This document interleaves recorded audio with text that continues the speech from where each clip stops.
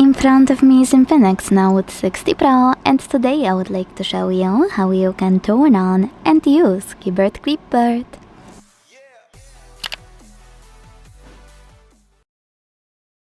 First of all, launch your keyboard and hit Clipboard at the top. Now use this switcher at the top right corner to activate it, and when you're ready, use this arrow at the top left one.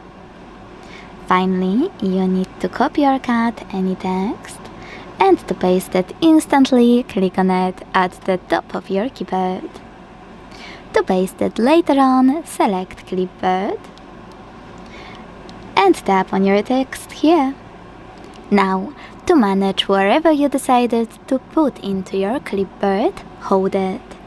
This way you can paste it, pin it or unpin it. Super important, because if you won't pin it, it will disappear after an hour. Edit it. Instead of inputting something to clipboard again, just edit your current clip and hit save when you're done. And also delete. If you want to delete it faster, swipe it to the right or to the left.